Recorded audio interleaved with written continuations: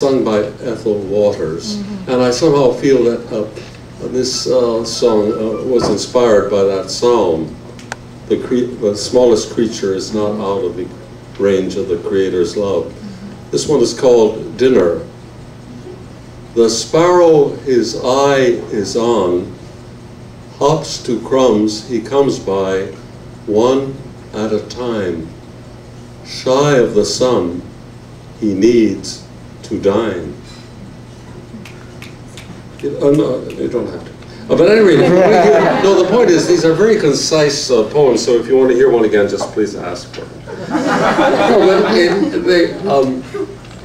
that can be done. At any rate, the fact that the name Adam comes from the Hebrew word Adamah, meaning earth, as you better know than I, earth or ground, is very, very good, because if the soul is in the name, it indicates a wonderful unity of body and soul, inseparable. Adam means earth. I am the man whose name is mud.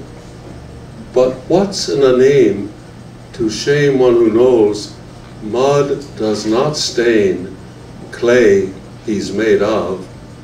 Dust Adam became. The dust he was he his name? Well, thank you. I have a few biblical poems, others. The passage in Deuteronomy, you know, I gave a reading at Brandeis and I was amazed when I asked who said not. Most people, when I taught, I noticed that even first-generation Americans who people came from rural Europe didn't know Proverbs, first generation born here. But everybody knows not by bread alone. Everybody knows what that means. But even at Brandeis, when I asked who said not by bread alone, two people answered, Jesus. Well, and it amazed me that they didn't know the source. Jesus, when he's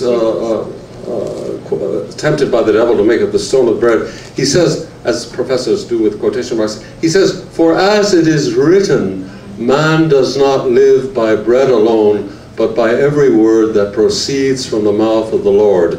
And that passage is from Deuteronomy 8:3, which starts, "And he afflicted thee, and suffered thee to hunger, and fed thee with manna which thou knewest not, neither did thy fathers know, that he might make thee know that man does not live by bread alone, but by every word that proceeds from the mouth of the Lord does man live."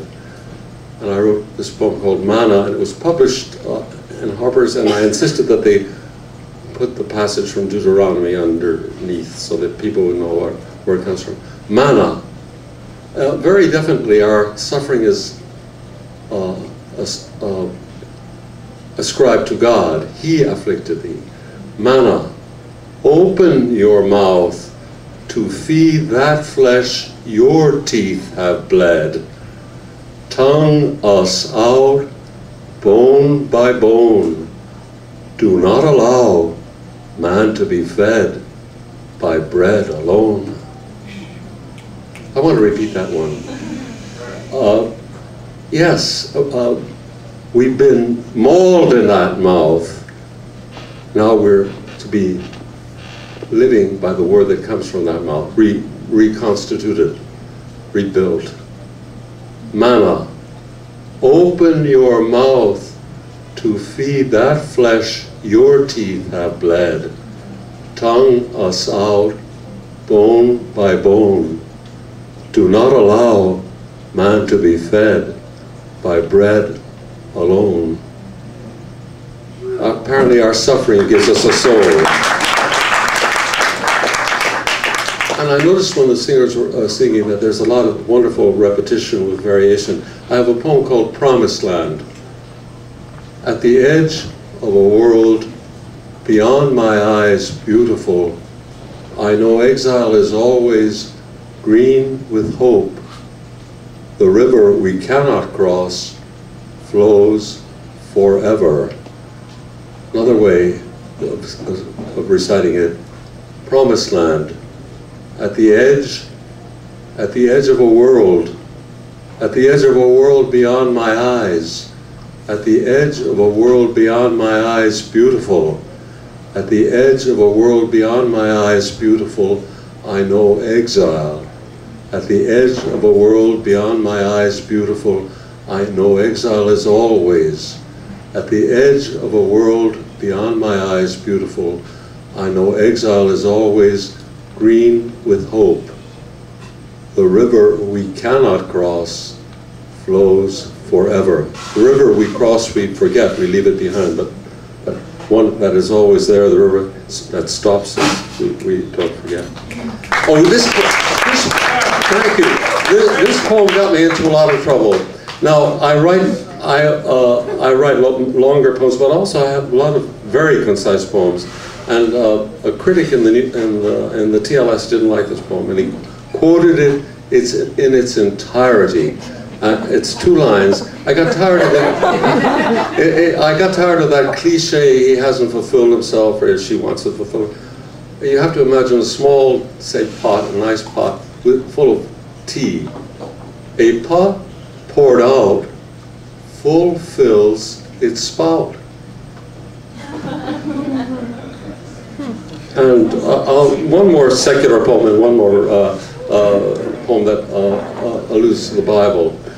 There are a lot of sayings that come from the horse. We say, I did it on the spur of the moment. We don't think of a horse. Now, this poem is called Spur of the Moment, and as I was called up here, Spur of the Moment, I didn't know when I was going to be called, but there I was. I had to get my book in the back.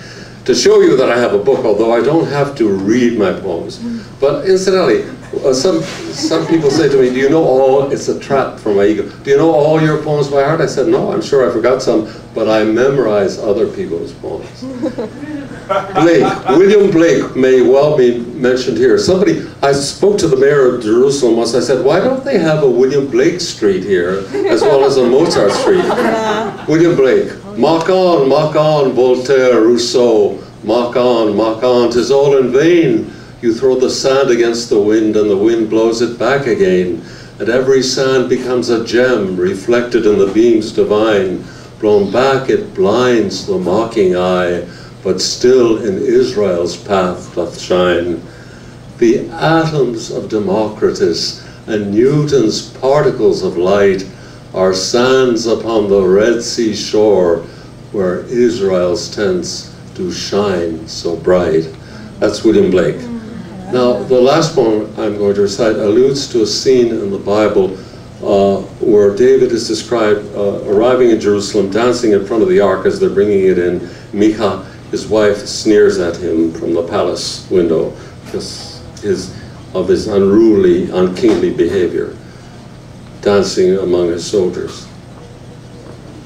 The shrine whose shape I am, the shrine whose shape I am, has a fringe of fire, flames skirt my skin. There is no Jerusalem but this, breathed in flesh by shameless love, built high upon the tides of blood. I believe the prophets and Blake, and like David I bless myself with all my might. I know many hills were holy once, but now in the level lands to live, Zion ground down must become marrow. Thus in my bones I am the king's son, and through death's domain I go, making my own procession. Thank you.